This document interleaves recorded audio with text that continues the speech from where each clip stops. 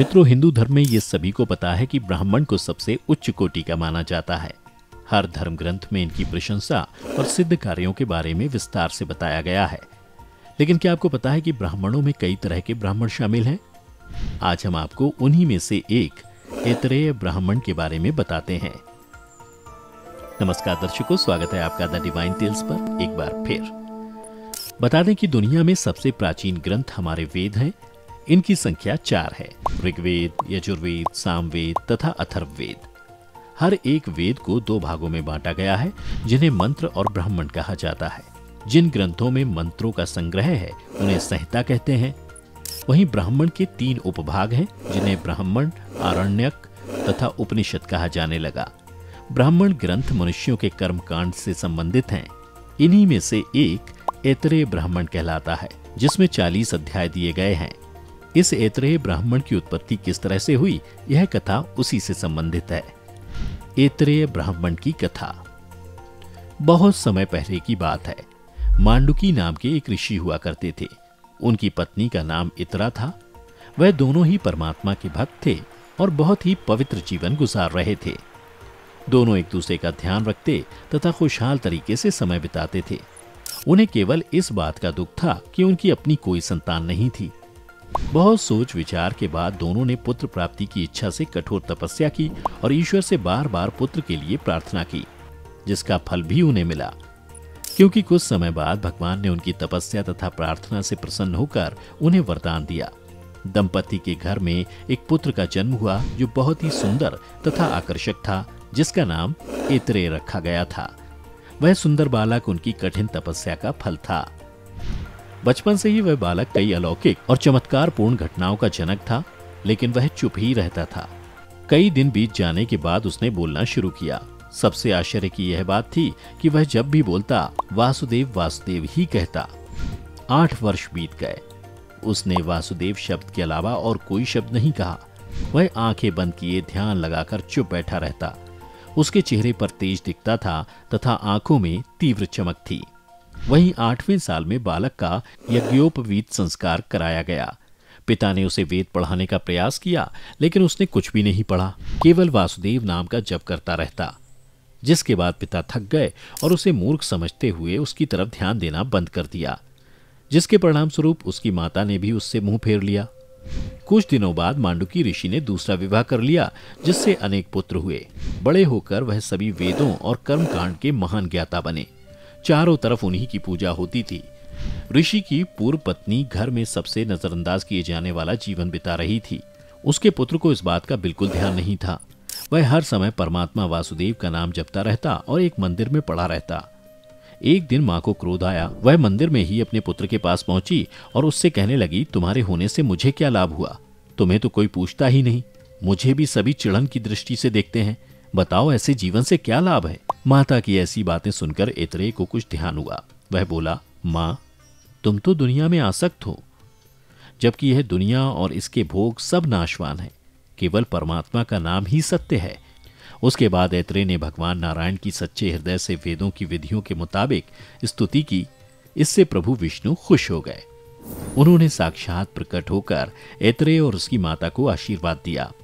पुत्र, यद्यपि तुमने वेदों का अध्ययन नहीं किया है, लेकिन मेरी कृपा से तुम सभी वेदों के ज्ञाता और प्रकांड विद्वान हो जाओगे। तुम वेद के एक अज्ञात भाग की भी खोज करोगे। वह तुम्हारे नाम से ऐतरेय ब्राह्मण कहलाएगा। विवाह करो, गृहस्थी बसाओ तथा सभी कर्म करो, लेकिन सबको मुझे समर्पित कर दो। अर्थात यह सोचकर करो कि मेरे आदेश से कर रहे हो। उनमें लीन मत होना, तब तुम संसार में नहीं फंसोगे। एक स्थान जो कोटि तीर्थ कहलाता है, वहां जाओ। वहां पर हरिमेधा यज्ञ कर रहे हैं। तुम्हारे जैसे विद्वान की वहां आवश्यकता है। वहां जाने पर तुम्हारी माता की सभी इच्छाएं पूरी हो जाएंगी। इतना कहकर भगवान नारायण वहां से अंतर्ध्यान हो गए। यह सब दृश्य देखकर माता का हृदय अपने पुत्र के क्रोध के बजाय ममता की श्रद्धा से भर गया। उसी के चलते तो उसे भी प्रभु के दर्शन हुए थे तथा अपनी माँ के चलते ही उसने भगवान के नाम के अतिरिक्त कुछ न बोला था। अब दोनों माता और पुत्र भगवान की आज्ञा का पालन करते हुए हरिमेधा के यज्ञ में पहुंच गए। वहां ऐतरेय ने श्री नारायण से संबंधित प्रार्थना का गान किया। उसे सुनकर तथा उनके तेज और ज्ञान से सभी उपस्थित विद्वान प्रभावित हो गए। हरिमेधा ने उन्हें ऊंचे आसन पर बैठाकर उनका परिचय प्राप्त किया, साथ में उनका स्वागत किया। यहीं पर ऐतरेय ने वेद नवीन 40 अध्यायों का पाठ किया। उससे पहले ये पाठ पूरी तरह अज्ञात थे। बाद में ये पाठ ऐतरेय ब्राह्मण के नाम से प्रसिद्ध हुए। कार्यक्रम समाप्त होने के बाद हरिमेधा ने ऐतरेय से अपनी पुत्री का विवाह कर दिया। ऐतरेय की माता ने अपने पुत्र से जो इच्छा व्यक्त की थी वह उसे प्राप्त हो गई। भगवान विष्णु की कृपा से ऐतरेय का नाम महर्षि ऐतरेय के तौर पर हमेशा हमेशा के लिए अमर हो गया। इसी के साथ हम आपको वैदिक साहित्य में समाहित ऋग्वेद के ब्राह्मण ग्रंथ, आरण्यक और उपनिषद की जानकारी देते हैं, जो कुछ इस प्रकार है। बता दें कि वेदों को समझने में सरलता हो, इसलिए वेदों के ब्राह्मण ग्रंथ लिखे गए। वेदों में सबसे बड़े और प्राचीन वेद ऋग्वेद के 2 ब्राह्मण ग्रंथ हैं, ऐतरेय और कौशितकी। ऐतरेय ब्राह्मण ग्रंथ के संकलनकर्ता महिदास थे। उनकी माता का नाम इतरा था, तो इसके कारण इस ग्रंथ का ऐतरेय हो गया। वहीं कौशितकी ब्राह्मण के संकलनकर्ता कुशितक ऋषि थे, इसलिए यह कौशितकी कहलाया। कौशितकी को संख्यापन ब्राह्मण के नाम से भी जाना जाता है। अब आपको आरण्यक के बारे में बताते हैं। आरण्यक यानी कि वन। इसकी रचना वन में हुई, इसलिए इन्हें आरण्यक कहा जाता है। यह ब्राह्मण ग्रंथ यानी कर्मयोग तथा उपनिषद अर्थात ज्ञान योग के बीच सेतु का काम करता है। ऋग्वेद के 2 आरण्यक हैं, पहला ऐतरेय और कौशितकी। ये दोनों इन्हीं नाम वाले ब्राह्मण ग्रंथों के भाग हैं। वहीं गुरु के पास बैठकर सीखने वाले ज्ञान को उपनिषद कहा गया है। इसके नाम से ही स्पष्ट है, उप अर्थात समीप, निश यानी बैठना। यह वेदों का अंतिम भाग है, इसलिए इसे वेदांत भी कहा गया है। उपनिषद की पुस्तकों के बारे में बात करें तो ये दर्शन पर आधारित हैं। इनमें मुख्य रूप से आत्मा और ब्रह्म के बारे में विस्तार से बताया गया है।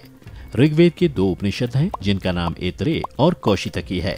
बताते चलें कि कुल उपनिषदों की संख्या 108 है, लेकिन इनमें से केवल इंश, केन, कठ, प्रश्न, मुंडक, मांडूक्य, छंदोष्ण, बृहदारण्यक, ऐतरेय और तैत्तिरीय 10 ही अहम माने गए हैं। इसमें बृहदारण्यक को सबसे बड़ा और मांडूक्य को सबसे छोटा उपनिषद माना जाता है। मुंडको उपनिषद में ही सत्यमेव जयते का प्रयोग मिलता है। तो मित्रों, आपने जाना कि ऐतरेय ब्राह्मण की कथा और वैदिक साहित्य। यदि आपको पहले से किसी बात की जानकारी थी तो हमें नीचे कमेंट करके जरूर बताएं। आज की इस वीडियो में बस इतना ही। हम उम्मीद करते हैं कि हमारी वीडियो के जरिए आपको कई सवालों के जवाब मिल गए होंगे। अगर ये वीडियो आपको पसंद आई हो तो इसे लाइक और शेयर जरूर कीजिएगा। अगर आपने हमारे चैनल को सब्सक्राइब नहीं किया है तो जरूर करिए। इसके साथ ही मुझे दें इजाजत। इस वीडियो को अंत तक देखने के लिए आपका बहुत बहुत शुक्रिया। और हाँ, अब आप हमारे सभी वीडियो फेसबुक पर भी देख सकते हैं, जिसके लिए आपको फेसबुक पर द डिवाइन टेल्स के पेज को लाइक और फॉलो करना होगा।